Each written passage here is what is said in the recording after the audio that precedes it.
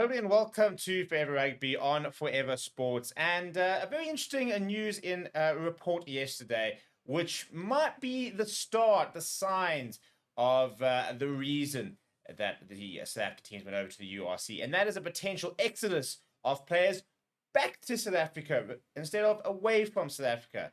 And this is kind of the whole point, wasn't it, of going to Europe, of waiting to hopefully get this cash injection and to start bringing all our players who have gone overseas back to South Africa and start really strengthening our franchises. And I genuinely think that we are going to see this over the next few years, but it'll be interesting to see just exactly how this will happen. Now, a report that several South Africans, including current World Cup winner Jasper Wiese, could be coming back to play his local rugby within the country in the next year or two.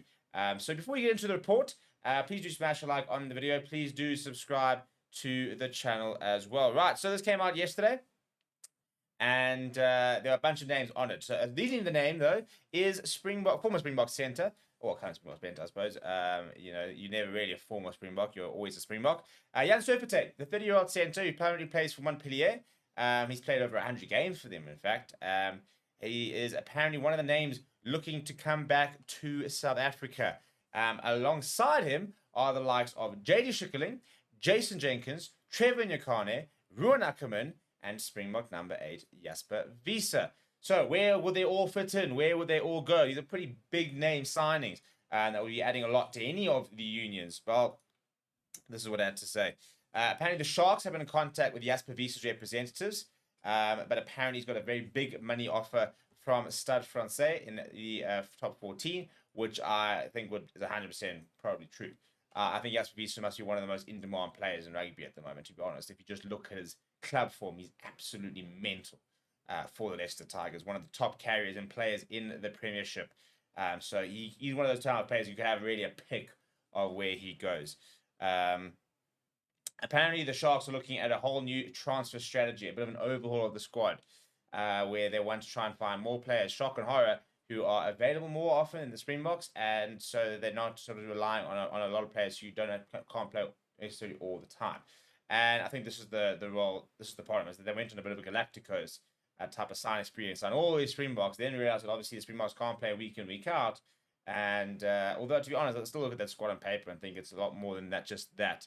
But yes, so apparently the Sharks are reportedly bringing in the likes of Jason Jenkins. They're looking at him as well, which I think would be a good fit, as well as Ruan Ackerman, which is, for me, is a bit of a strange one, given the fact that they do have an abundance of loose forwards. Yes, a lot of them injured at the moment, but even with injuries to likes of Vincent Tuka, for example, you've still got a Jean Labaskakni, Pesi Buthelezi, Dylan Richards is playing hooker, but he plays on the flank, a James Fenter, Noche. There's so many loose forwards. Before you had, Vincent Tuka, who's currently injured, George Cornier is currently injured, very promising player.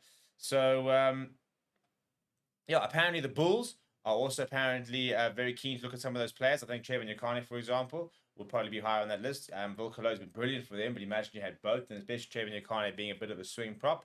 I think he'd be very valuable. So, yeah, I'm really hoping that all these kind of deals go through. And as a Lions fan, I'm very aware that none of these players will be coming back to the Lions, unfortunately, until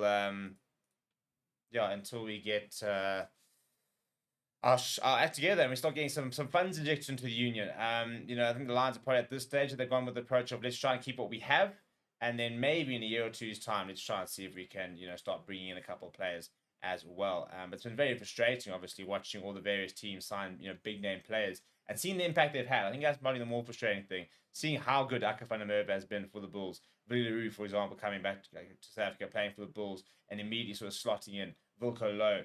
If you look at Eben Etzebeth for the Sharks, Frans Serfontein even to a certain degree, the Sharks maybe hasn't been playing his best rugby today, but it definitely added value. But eventually the Lions will get there. But from a South African perspective, it'll be very exciting if these players do start to come back to South Africa and we can start to compete with the contract, as I think that's the only way we'll ever compete on all the various fronts in terms of the URC and the EPCR competitions. And, the better our player base is, the better, for example, the Currie Cup could be. If it is become a bit of a second tier, tournament, inverted commas, But we're seeing a lot of the players we've been seeing the last couple of years playing in the URC, playing in the Currie Cup, and obviously that lifts the standard there. So the more players we retain, the more players that come back, the better the playing standard comes across the country. And that's kind of what we want, isn't it?